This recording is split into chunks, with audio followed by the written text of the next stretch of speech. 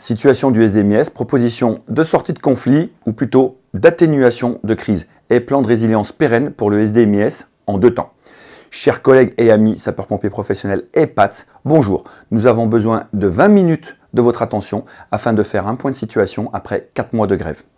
Grâce à vous, nous avons prouvé notre capacité de négociation d'une part, mais également de mobilisation, aussi bien dans la rue que devant les tribunaux. Et c'est sans doute pour cette raison que les membres de l'IGSC sont venus réaliser une mission d'appui et d'accompagnement, MAA. Nous leur avons bien indiqué qu'ils arrivaient malheureusement un peu tardivement, il faut le reconnaître. Cela faisait 4 mois que nous demandions une intervention extérieure pour faire office de médiateur, car nous n'allions pas compter sur le nouveau PDDS, le préfet, un délégué à la sécurité, qui s'est totalement disqualifié au regard de l'ensemble des organisations syndicales pour des raisons que nous détaillerons un peu plus tard. Souvenez-vous, nous avons alerté au début du conflit le directeur général de la sécurité civile, et même le ministre de l'Intérieur Bruno Retailleau, dès le 17 novembre à Beauvau. Une question s'est posée en préambule, cette MAA est à destination de qui? Qui va bénéficier finalement de cet appui et de cet accompagnement? Vous l'avez compris, nous nous inquiétons à propos de leur indépendance quant à venir juger leur propre père. Nous avons demandé une réponse claire à ce propos d'ailleurs. Car nous l'avons malheureusement déjà constaté depuis des signalements graves à destination de la DGSCGC, le 5 juillet 2024 par exemple, intitulé « Informations préoccupantes et dysfonctionnement de la sous-direction de santé du SDMIS ». Hormis un pauvre accusé de réception du médecin-chef de la DG, aucune nouvelle depuis. Pire, un des auteurs de graves agressions, d'harcèlement managérial, est revenu au sein du SMIS. No comment. Alors, nous allons faire à partir de maintenant à notre façon, et ces 5 plaintes que nos collègues concernés par ces agissements vont prochainement déposer. Ceci maintenant étant précisé, entrons dans le vif du sujet. Le conflit a débuté le 1er octobre 2024 par des préavis de grève des syndicats Sud CGT Autonome et Avenir Secours. Cet intersyndical très rapidement transformé en uniquement Sud CGT et Autonome.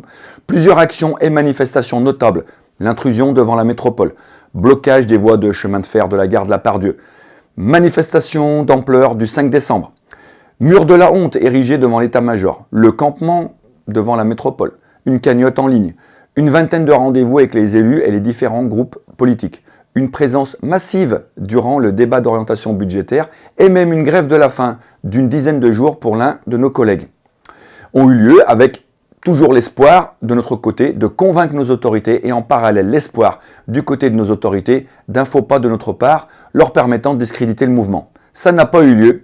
Et malgré les frasques et le charlatanisme d'un ou de plusieurs agents du SDMIS que nous qualifierons de corbeaux avec une vidéo Anonymous diffusée en tout début d'année, une vidéo qui appelle soi-disant à l'unité mais tout en dézinguant la direction et certains représentants bien ciblés. L'intersyndical est toujours là et continue le travail de mobilisation et le juridique. Alors, rappelons rapidement la genèse. C'est à la faveur d'un échange avec nos collègues qui sortaient d'une formation des maintiens d'acquis, des officiers, le 17 septembre 2024, que nous avons découvert ce funeste projet visant à supprimer une prime ICL, historique pour les ex-agents de la communauté urbaine de Lyon. Une information rapidement confirmée le 20 septembre 2024 par la direction et Madame la Présidente. Nous avions dans ce laps de temps de 3 jours créé un groupe WhatsApp très rapidement, regroupant l'intégralité des agents Courlis pour échanger chirurgicalement sur les actions et procédures juridiques que nous allions lancer. Des agents qui avaient calibré leur vie, leur crédit, leur pension alimentaire sur cette somme perçue au mois de février, tous les ans depuis des décennies. C'est tout de même plus de 40 signalements RPS, risques psychosociaux, qui ont été effectués par les agents lésés sans aucune prise en compte des services. C'est important. Notre avocat et vos représentants ont été reçus devant les magistrats de la CRC, la Chambre régionale des comptes, ce vendredi 31 janvier, afin de présenter encore une fois les arguments et les documents récupérés dans les archives municipales et de la métropole. Nous sommes remontés à la fin du Second Empire, 1870, et même en 1921, pour retrouver des traces de l'ICL. Une mobilisation d'ailleurs devant celle-ci, devant la CRC, a été organisée, regroupant une petite centaine de sapeurs-pompiers, et pas que des anciens, et on vous remercie. Pour faire gagner du temps, si vous cherchez encore les causes du déclenchement de ce conflit, c'est celui-ci, une gouvernance qui a voulu nous faire les poches. Il y avait une situation certes tendue, il faut le reconnaître, mais pas au point d'une telle explosion. Il y a toujours eu des revendications historiques qu'on peut résumer dans le triptyque suivant. Effectif dans les casernes et services, pouvoir d'achat pour rattraper le niveau des autres SDIS et le temps de travail. On ne vous cache pas que le traitement de l'épisode des Jeux Olympiques de l'été 2024, avec plus de 10 épreuves olympiques organisées dans le Rhône, n'a pas arrangé les choses. Nous sommes le seul département où les collectivités locales n'ont pas versé leur part.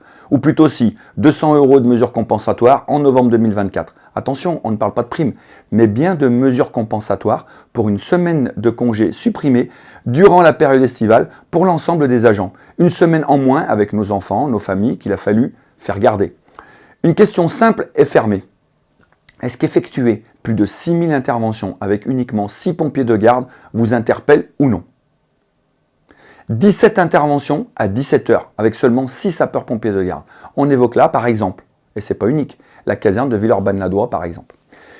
Nous, ça nous interpelle depuis des années. Preuve de la détermination à solutionner prioritairement cet item, très récemment, on nous a proposé, en sortie de conflit, l'attribution d'une prime one-shot de 600 € à l'ensemble des agents, puis transformée rapidement en 400 €. Nous avons refusé et exigé également des créations de postes. Dites-nous le nom d'une entreprise en France, en Europe ou dans le monde dans laquelle les employés refuseraient une prime pour avoir des recrutements supplémentaires. Aucune, sauf nous les agents du SDMIS. Et pourtant, est-ce qu'on peut considérer réellement que les recrutements et les créations de postes comme des mesures sociales? Assurément, non. Les créations de postes sont la juste mise à niveau des effectifs nécessaires pour assurer les hausses du nombre de missions et d'interventions. Nous approchons les 4 mois de grève intense et légitime débutés le 1er octobre 2024. Nous, représentants officiels et élus des agents, sapeurs-pompiers professionnels et PAS du SDMIS, aspirons à la paix sociale et nous réclamons toujours des mesures concrètes et des engagements durables pour sortir de cette situation de blocage. Blocage lié à un jeu entre les autorités locales et nationales. Les élus locaux ont leur rôle à jouer évidemment, mais avouez que l'État également. Après le Covid, les tests réalisés dans les aéroports, la vaccination du grand public par des pompiers, la nette augmentation de l'activité SUAP et l'assistance à personne, je reviendrai dessus après, les campagnes feux de forêt dans le sud, dans le sud-ouest et même en Bretagne, la grêle dans l'Allier, les inondations dans le Gard, en Ardèche et à Givors, le feu mortel de Vaux-en-Velin, l'engagement durant la Coupe du Monde de rugby, les Jeux Olympiques, la distribution d'eau à Mayotte, les renforts en Nouvelle-Calédonie, en Espagne, au Canada, viennent se rajouter aux risques courants et aux spécificités de notre territoire, couloir de la chimie hors d'âge, risque d'agression et densité de population grandissante, risque aquatique en constante augmentation, secteurs périurbains et ruraux, désertés par les sapeurs-pompiers volontaires en journée et semaine. Bref, vous avez compris. La population rhodanienne est très dynamique avec un taux de variation, c'est le terme annuel, taux de variation annuel moyen de 0,9 %, soit 1 893 000 habitants. Cela représente près de 20 000 habitants de plus par an, tout de même, soit tous les ans l'équivalent de la ville de Givors, sans aucune création de poste de sapeur-pompier et PATS. Et cela n'interpelle personne, puisque nous attendons toujours les modifications du règlement opérationnel et les autres arrêtés structurants. Concernant le point lié à l'assistance à la personne portée par la loi Matras, il nous semble important d'effectuer une évaluation de cette loi via la commission d'évaluation des lois à l'Assemblée nationale. Je referme la parenthèse. Nous demandons toujours aux autorités nationales de prendre en considération les spécificités du SDMIS. Vous l'avez, ils l'ont constaté avec la liste non exhaustive ci-dessus. Nous sommes un service unique capable d'aider les départements moins équipés ou de répondre à des crises majeures. Le SDMIS, comme la BSPP et le BMPM, peut intervenir rapidement au niveau national et à l'international pour des missions importantes. Incendie, risques techno, attentats, plongées, etc. Avec un soutien financier de l'État, le SDMIS pourrait pérenniser cet engagement et continuer de fournir des renforts spécialisés. Alors pourquoi un conflit aussi fort maintenant? En premier lieu, il faut comprendre pourquoi il y a une méfiance de la part des agents comme des représentants. C'est historique. Nos autorités et directions prennent de plein fouet 2 boomerangs consécutifs. Le premier, bien évidemment, ce ne sont pas nos dirigeants actuels qui l'ont lancé, c'était leurs prédécesseurs, avec des engagements non tenus en 2018. On ne parle pas de promesses, on parle bien d'engagement. Nous faisons référence par exemple, à la revalorisation promise de l'IAT et son attribution aux adjudants. Cela a creusé un fossé avec nos dirigeants de l'époque et une perte de confiance. Le deuxième boomerang, malheureusement, c'est bien ceux en place qui l'ont lancé. Ils savaient déjà en février 2024 ce qui était prévu pour l'ICL, la prime Courlis, à la faveur d'un rapport d'une simple recommandation de la CRC, Chambre régionale des comptes. Et pourtant, malgré X réunions, presque 72 réunions de travail avec nous, on a découvert cela au dernier moment. Notez que cette décision coïncide en plus précisément au jour près avec l'attribution d'une prime de 14 millions d'euros aux agents de la métropole, voir le communiqué de presse du 30 septembre. Des mesures sociales pour rattraper la différence de salaire avec les ex-courlis de la métropole, alors qu'aux SMIS, la direction supprimait ces avantages, ainsi que les très faibles augmentations prévues liées à la montée en compétences et en responsabilité des gestes ASUP, les fameux points supplémentaires d'IAT liés aux gestes ASUP. Et enfin, il y avait une version numéro 2 du protocole à rediscuter en septembre 2024. C'est bien la perspective de cette version numéro 2 qui permettait de faire adopter la version numéro 1. Nous n'aurions jamais signé sans cette perspective. Pourtant, le SDMIS, il faut le reconnaître, avait amorcé rapidement la paix sociale dans l'ensemble des dossiers qui traînaient depuis des années avec des montants en question de plusieurs millions d'euros. X dossiers individuels, les congés fractionnés, souvenez-vous, la vente des logements et les heures supplémentaires des ex-logés.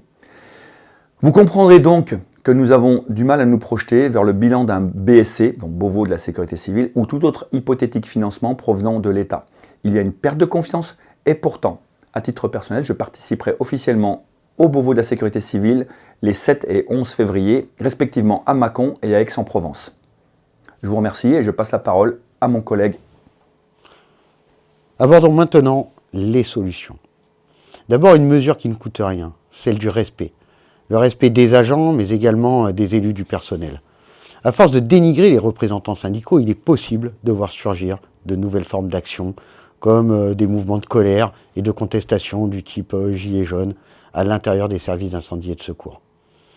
Il est plus que maladroit de taxer les SPP d'irresponsables, alors même que les représentants et les agents ont spontanément suspendu la manifestation le 17 octobre dernier pendant les graves inondations qui ont touché plusieurs zones, dont le sud du département du Rhône à Givors. Le respect, c'est aussi ne pas faire sans les organisations qui portent la parole des agents, comme lors de la consultation très récente des SPP et des PATS, qui a encore été l'occasion pour la direction de constater le soutien des agents envers le représentant. Il y a eu un rejet massif des propositions, d'abord à 73% sur l'ensemble des agents SPP et PATS, dont 98% de rejet pour les SPPNO. Le message est sans ambiguïté. Les revendications rappelées ici sont le fruit d'une réflexion approfondie avec le recul nécessaire, prenant en compte d'abord les réalités de terrain et les besoins de pérennisation du service public d'urgence. Et elles sont également le fruit des conclusions tirées de la consultation des personnels SPPNO et PATS, et aussi les SPP officiers. Alors notre démarche s'inscrit dans un esprit de dialogue, mais ne peut tolérer des solutions temporaires ou des concessions insuffisantes. Nous rappelons malheureusement que la direction et nos autorités sont à l'origine de cette situation. Il s'agit maintenant d'agir dans l'esprit d'un véritable plan Marshall pour les SDMIS afin de garantir le fonctionnement, à défaut optimal, au moins normal de nos services. Alors comme indiqué dans l'objet donné à chaque rencontre, il s'agit de propositions non pas de sortie de conflit, mais d'atténuation de crise. Il va sans dire que ces propositions ne permettront qu'une temporisation dans l'attente de potentielles mesures financières définitives découlant ou non du Beauvau de la sécurité civile. Nous sommes pragmatiques sur ces financements nationaux. Et nous mettons en garde à l'érosion naturelle liée d'abord à la refonte de la filière, dont déjà la mise en place était annoncée pour le mois de décembre 2024 par le directeur général de la DGCGC, M. Marion, mais aussi de la revalorisation de la prime de feu portée au même niveau que la police, mais aussi de la santé et la sécurité, avec les maladies professionnelles, le suivi médical post-professionnel pour les anciens et les dépistages des actifs, le déploiement des nouvelles tenues, des cagoules, mais aussi du placement des SPP en catégorie superactive. Alors sans parler des trimestres de bonification des SPV, et maintenant, dernièrement, on l'a appris, du financement du 13e mois du 1074 pour ces SPP. Alors, il s'agit d'ailleurs d'un point qu'il faut éclaircir officiellement, en tout cas par nos autorités. Enfin, quelles seront les suites si d'aventure le Beauvau de la sécurité civile n'était pas doté de mesures financières fléchées vers notre triptyque de revendications. Vous l'avez compris, oui, nous avons une perte totale de confiance en l'État et ses représentants, alors aussi bien locaux que nationaux. Il leur appartient maintenant de renouer le dialogue en respectant de façon objective leur mission. On n'invoquera pas longuement le sujet, mais à savoir le changement de préfet délégué à la défense et à la sécurité en plein cours de négociation, alors qu'il était censé être un des principaux interlocuteurs dans ce conflit. Un nouveau préfet délégué qui, pour nous, est aux ordres et qui ne fait pas respecter son propre règlement opérationnel. Alors, il nous explique que si le règlement opérationnel n'est pas respecté, c'est à cause de la grève. Ce à quoi nous avons répondu, logiquement, nous sommes en grève justement parce que le règlement opérationnel, déjà extrêmement bas, n'est pas respecté. Alors d'ailleurs, concernant l'application stricte du règlement opérationnel et donc du respect de ces cadres de gestion, il faut savoir quand même, et vous le savez d'ailleurs, ce cadre réglementaire qui est anormalement bas, on l'a déjà dit, que les élus ont sciemment mis en place et conservé mandat après mandat avec l'aval de la préfecture n'est pas respecté. Tout comme le service minimum en période de grève, et cela malgré le maintien régulier d'agents parfois jusqu'à plus de 36 heures, bien au-delà du temps de travail légal, ce qui accentue le danger au quotidien, autant pour la sécurité des équipes, mais aussi et surtout pour la sécurité de la population. Un exemple concret, la direction a maintenu l'engorgement de l'école départementale avec des formations non obligatoires et reportables dans le temps. En totale conscience, l'administration détient depuis 12 ans maintenant un arrêté préfectoral mathématiquement irréalisable, porte ouverte à toutes les dérives. Alors le SDMIS, son cas est exemplaire des incohérences et des limites du cadre réglementaire actuel. Les centres de secours sont classés sans prise en compte des réalités de terrain. Plus grave encore, l'arrêté préfectoral qui vise le classement des centres d'incendie et de secours est mathématiquement irréalisable. Ce parapluie juridique permet la mise en place d'un cadre de gestion opérationnelle découlant du RO, sous-dimensionné et incapable de répondre aux besoins réels du département et de la métropole. Cette déconnexion entre le cadre théorique et la situation opérationnelle réelle entraîne de graves dysfonctionnements. Alors l'intersyndical n'a eu de cesse de tirer la sonnette d'alarme auprès de la préfecture, de la gouvernance du conseil d'administration, de l'ensemble des élus en responsabilité, comme il le souligne régulièrement, en signalant officiellement à de multiples reprises les non-respects quotidiens du cadre de gestion opérationnelle, du risque courant comme de la garde départementale pour les spécialités et le commandement. Alors cependant, nos alertes incessantes restent lettres mortes. La préfecture demeure spectatrice et étrangement muette, mettant en péril la sécurité des personnels et celle des citoyens. Alors, face à ces manquements graves, nos organisations syndicales responsables, Sud, CGT et Autonomes, ont saisi la justice sur le plan pénal pour des délits d'entrave au secours et mise en danger de la vie d'autrui. De la même manière, la surexploitation du volontariat en centrale garde postée, complètement dérégulée, sans aucun respect des repos de sécurité, n'a plus rien de l'engagement citoyen vertueux vanté par la gouvernance auprès du grand public. Il s'agit tout simplement du remplacement de postes professionnels à des fins purement économiques, au détriment, une fois de plus, de la santé et de la sécurité des équipes, mais aussi la sécurité des victimes et des impliqués. Les représentants élus des sapeurs-pompiers volontaires sont sur ce sujet aux abonnés absents et n'ont aucune prise de position. On ne s'attardera pas sur certaines des attaques des représentants du CCDSPV, qui peut être considéré comme la chambre d'enregistrement de la direction. Car la création des postes de SPP que nous obtiendrons seront pourvus principalement par des sapeurs-pompiers volontaires lauréats du concours. D'ailleurs, les jeunes sapeurs-pompiers volontaires, ils l'ont bien compris. C'est de leur avenir et celui de notre établissement qu'il s'agit. Enfin, pour clôturer le sujet des solutions viables que la gouvernance refuse et qui portent pourtant sur la reconnaissance de nos missions du quotidien, celle d'appliquer la recommandation numéro 2 de la Cour régionale des comptes qui vise à appliquer la loi Matras sur les missions de secours aux soins aux personnes avec la signature d'une convention avec le SAMU pour une fois qui ne nous serait pas défavorable pour les interventions en substitution ou en complément d'un véhicule SMUR. Alors, prenant pour prétexte le temps d'attente des VSAV aux urgences, le SDMIS et les élus en charge de sa gestion administrative et financière privatise le secours d'urgence. Le nombre d'interventions augmente, alors pour ne pas recruter, eh bien 20% de l'activité opérationnelle glisse vers le secteur privé. Alors ce choix de société n'est pas le nôtre, vous l'aurez bien compris. Prenant en référence la Cour des comptes, le SDMIS pourrait bénéficier d'un financement allant jusqu'à 5,5 millions d'euros par an sur l'objectif national de l'assurance maladie.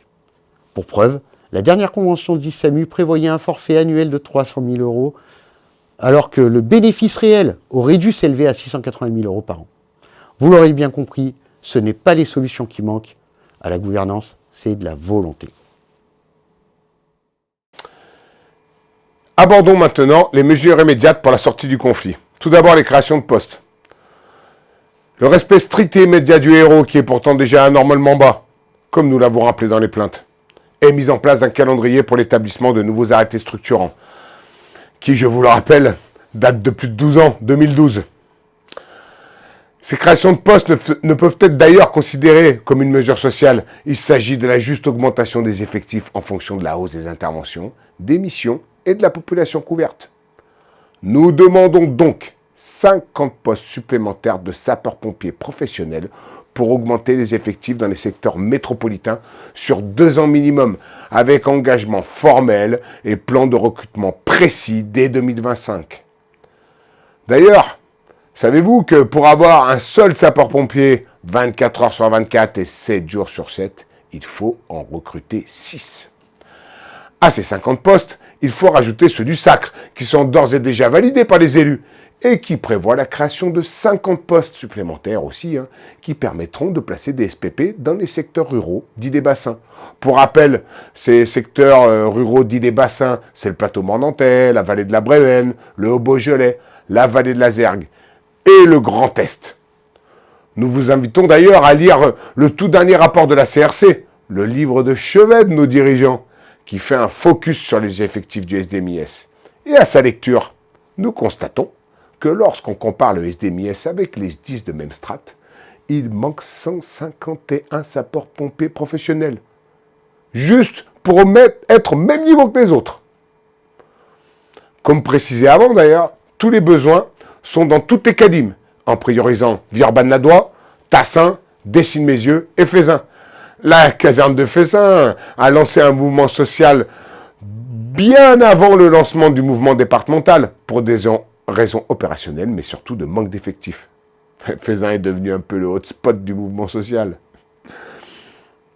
Il faut noter aussi, nous, notre boulot, c'est la prévention, le secours, l'incendie. Celui de notre direction, de nos autorités, c'est de financer à la hauteur de la sécurité qu'ils veulent assumer pour la population. Savez-vous qu'en partie, sous la gouvernance actuelle, nous avons une augmentation des délais moyens de 2 minutes, ce qui représente grosso modo 30% de plus qu'au niveau national. C'est sourcé dans le SACRE. Vous n'êtes pas sans savoir aussi que le passage de la zone intramuros verte à la zone jaune-orange est grandissant, ce qui veut dire une arrivée sur les lieux de 6 à 12 minutes. La distribution des secours n'est donc pas équitable sur tout le territoire, métropole, département, EPCI, une situation encore nettement aggravée en journée. Un tiers du département est couvert par des centres à départ immédiat, sous-dimensionnés, quotidiennement renforcés sur le secteur par des centres à départ différés, armés uniquement par des sapeurs-pompiers volontaires. Ces centres qui peuvent assumer jusqu'à 2000 sorties d'engins par an pour les plus sollicités, sans renfort professionnel. Savez-vous également que ceci correspond à 35% de survie lorsqu'on est à moins de 6 minutes et que ce taux de survie est entre 0 et 5% pour les délais supérieurs à 10 minutes, source officielle française de cardiologie. L'équité de la distribution des secours se pose sur l'ensemble du territoire et les représentants du département, M. Christophe Guillotot et Renaud Pfeffer, ont été alertés. Bref, le constat est clair. On sauve et on éteint nettement moins bien sous la gouvernance et autorité actuelle. Passons maintenant à l'onglet rémunération. Tout d'abord, maintien définitif de la prime ICL dans les conditions actuelles, accompagné d'un courrier officiel de pérennisation. À noter qu'une extinction naturelle de cette catégorie de personnel est en cours. dégageant au fil du temps des budgets supplémentaires. Un rappel, il était convenu que les ex-agents Corly ne soient pas éligibles à une revalorisation de l'IAT. Nous demandons par contre l'ouverture de la possibilité pour les agents Corly qui le souhaitent de basculer sur une IAT à 8 en remplacement de l'ICL afin d'amorcer un début de mise en conformité avec la CRC, s'il se faut. À noter, ce retrait de l'ICL, c'est une dette sociale. Cela entraîne une dégradation de la capacité à honorer les engagements pris. Crédit immobilier, pension alimentaire, pour de nombreux SP calculés avec cette prime. Nous avons convoqué l'ensemble des arguments et l'assise juridique est solide. Vendredi 31 janvier, nous étions devant 8 magistrats de la CRC, suite à notre cours du 14 octobre 2024. Et la direction, quant à elle, n'a fourni aucun mémoire en défense et n'était pas présente à cette entrevue où nos arguments ont fait mouche. Nous attendons avec impatience ce délibéré de la CRC. Allez, entre 15 jours et 1 mois. Nous demandons également l'édition d'arrêtés individuels d'attribution d'IAT revalorisés de plus 3 points, ce qui les monte à 6 points pour les adjudants, et 8 points pour les caporaux et sergents, soit plus 2,5 points d'augmentation. Les 8 points, je rappelle, ce sont les mesures maximales pour l'affectation de l'IAT. Et en miroir, pour les lieutenants et PATSC, sous forme d'IFTS et d'IFSE. Nous demandons également l'instauration d'une augmentation salariale d'au moins 600 € annuels bruts de PICPS, prime d'intéressement et de participation collective des services, pour tous les agents du SDMIS. Concernant les IHTS, elles doivent être ouvertes à l'ensemble des personnels, avec une répartition équitable des gardes, principalement rémunérés sur la base de nuit et de week-end, en fonction des besoins du service. Nous souhaitons également qu'un volume d'IHTS maximum soit fixé, déclenchant ainsi des recrutements et des créations de postes. Par exemple, allez, à partir de 150 000 € d'IHTS, bim, on déclenche des recrutements. Concernant les nominations d'adjudants, nous demandons le respect des lignes directrices de gestion. Passons maintenant au régime de travail. Le 3e item de notre triptyque de revendication. Mise en place d'un nouveau cycle de 24 heures pour tous les agents et octroi immédiat pour les agents en 12 heures qui le demandent. En plus du régime en 12 heures acyclique actuel, nous demandons la création d'un cycle de travail supplémentaire en 12 heures avec un ratio minimal de 50-50 pour les agents qui le souhaitent avec une clause de revoyure en 2026. Rappelons que ces 3 régimes de travail cohabitent. Lundi de droit commun en 12 heures, à 1607 heures, 100% acyclique, dangereux pour la santé, ne permettant pas le covoiturage. Les 2 autres dits dérogatoires en 24 heures, à 2247 heures ou à 2003 heures pour le nouveau service que nous voulons pour tous. Et précisons-le, rémunéré sans majoration, nuit, jour, férié et week-end. On travaille tous les jours, comme un lundi, comme un dimanche, c'est pareil pour nous. Il y a donc un delta maximum de 640 heures offertes par l'agent. Ces agents ont choisi ce régime de travail en offrant des heures pour diverses raisons, mais principalement pour pouvoir se loger décemment, eu égard à leur rémunération. Si demain tout ou partie de ces agents exigeait de basculer sur le régime de droit commun, cela représenterait plus d'une centaine d'équivalents temps plein, qu'il faudrait compenser par un recrutement. Cela uniquement pour préserver la ressource et la réponse opérationnelle actuelle. Pas pour avoir mieux, mais à l'identique. Et bien évidemment, nous demandons une clause de revoyure sur ce thème, afin de faire évoluer le ratio de 12 heures cyclées et le temps d'équivalence en faveur des agents. La clause de revoyure, ce serait pour 2026. C'est notre demande. Parlons maintenant du retrait des mesures controversées. L'application du doublement des dépassements d'horaires pour les nombreux maintiens, comme l'indique le document et formulaire officiel du SDMIS. Pire, certaines manœuvres d'ensemble sont programmées actuellement en dégradant un CGO, alimenté d'ailleurs en partie par ces maintiens. Nous demandons également l'abandon immédiat des plaintes déposées contre les agents grévistes. Des mesures immédiates pour remédier aux dysfonctionnements liés au VSAV3. Ces promesses doivent être tenus sans délai, tout en protégeant les opérateurs du CTA, dont la responsabilité est bien trop souvent engagée. Le plan Stop 30, présenté pour lutter contre les temps d'attente des VSAV devant les urgences, n'en est pas un, puisqu'il s'agit juste d'une mesure pour quantifier ces temps et ensuite les facturer SAMU, ARS, HCL. Il s'agit plutôt d'un plan d'autorisation de nous faire attendre 29 minutes. Soit dit en passant, ces sommes en plus ne seront jamais récupérées et tout le monde le sait. Le comble, c'est qu'à cette réunion planifiée depuis des mois, les autorités du SAMU et de l'ARS ne sont même pas venues. Nous demandons également que la convention SDIS SAMU soit revue en application stricte de l'article 6 de la loi Matras et des recommandations de la CRC citées en supra. Bref, vous l'avez compris, les attentes sont nombreuses et nous les méritons. Je vais vous faire une petite synthèse rapide des mesures attendues. Abandon immédiat des plaintes déposées contre les agents grévistes. Maintien définitif de la prime ICL, accompagné d'un courrier officiel de pérennisation. Ouverture pour les agents qui le demandent, les courriers qui le demandent, de basculer à un IATA 8 en remplacement de cette prime. Une prime PICPS, taux maximum 600 € tous les ans, ce qui équivaut à 50 € par mois. Une IAT augmentée à 6 pour les adjudants, pour atteindre à terme, on pourrait dire 2027, à voir avec la direction, 8 points. L'objectif final, c'est 8 points pour les adjudants, pas tout de suite, dans quelques années. Et 8 points immédiatement pour les sergents et caporaux. Et bien entendu, mesure miroir pour les PATS de catégorie C.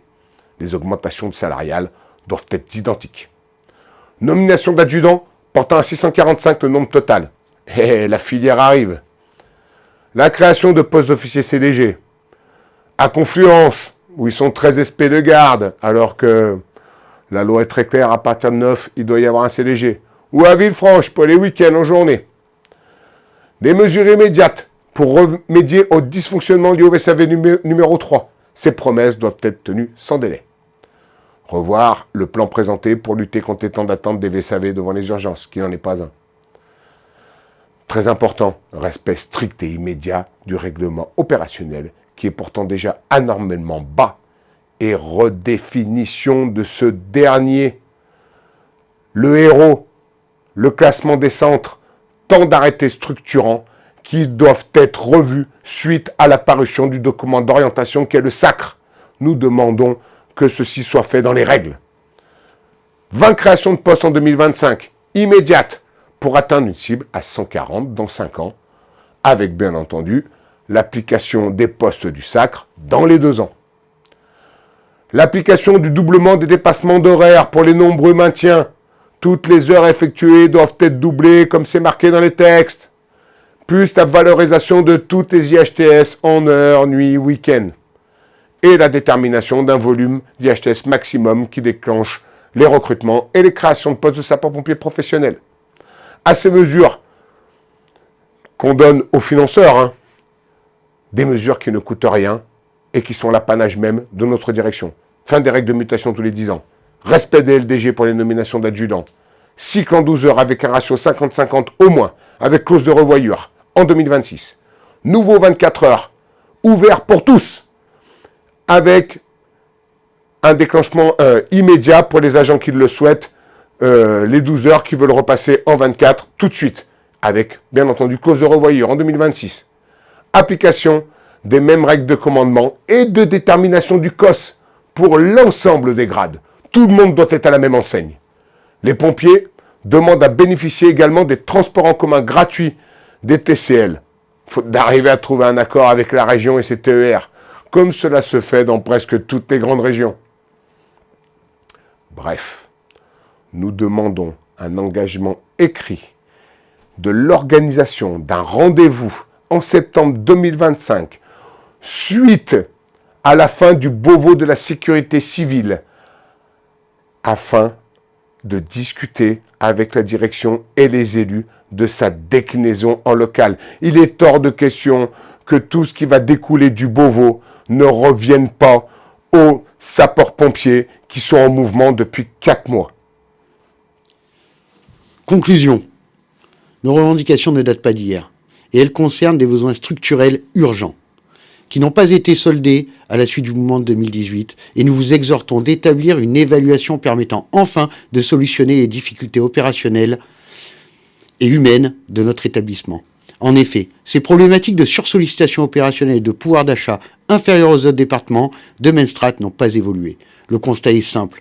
En 15 ans, le nombre de sorties d'engins a évolué de 31,88%, alors que les effectifs, eux, ont baissé de 8,6%. Comment faire plus avec moins ? Eh oui. Concernant les salaires, nous faisons partie des sapeurs-pompiers de France les moins bien payés, comme en atteste notre part salariale de 66% du budget de fonctionnement, contre 74% pour la moyenne nationale des SDIS de catégorie A. Le rapport de la Cour régionale des comptes souligne, je cite, « un sous-financement volontaire depuis des années, tandis que nos interventions augmentent et nos effectifs diminuent. Le service public que nous assurons se dégrade. Malgré notre engagement, notre professionnalisme et l'extrême difficulté dans laquelle les équipes travaillent chaque jour, générant encore plus de fatigue. Pour autant, l'absentéisme demeure dans la moyenne. Malgré un vieillissement du corps à 44 ans, pour une moyenne nationale à 42. Nous ne pouvons accepter d'être taxés de meneurs d'action visant à entraver le système. Dès les premières réunions de négociation en octobre 2024, nos autorités nous avaient demandé de proposer des mesures à échéance 3 et 5 ans et 2 enveloppes de 5 et 8 millions d'euros. C'est finalement 650 000 euros qui nous avaient été proposés. No comment. Nous tenons à vous informer que les causes du déficit d'effectifs sont connues. Notre système de sécurité civile repose sur 2 variables aléatoires, les heures supplémentaires et le volontariat en garde postée. Nous vous posons la question, comment la permanence des secours peut-elle être assurée quand elle repose sur des heures dont la direction ne maîtrise pas la pleine et entière exécution ? Nous ne parlons évidemment pas des casernes exclusivement volontaires, gérées via des heures d'astreinte, des appels au bip, etc. Ce sont des choses différentes. Voilà. La métropole de Lyon, c'est 3,9 milliards d'euros de budget, dont 500 millions pour lutter contre le dérèglement climatique. Mais rien pour celles et ceux qui en traitent les conséquences. Nous, les agents et sapeurs-pompiers professionnels et personnels administratifs et techniques spécialisés du SDMIS. Pourtant, la présidence du SDMIS se targue d'avoir augmenté les budgets de plus de 12 millions d'euros sur 3 ans. C'est vrai. Mais ça représente 11,2% du budget, quand l'inflation sur la même période, donc sur 3 ans, est de 12,4%. Ces propositions visent à garantir un service public de qualité, respectueux de ses agents et de ses usagers. Nous attendons une réponse écrite à cette mise en demeure, assortie d'un calendrier précis pour la mise en œuvre des mesures susmentionnées, et la signature d'un accord officiel engageant l'établissement.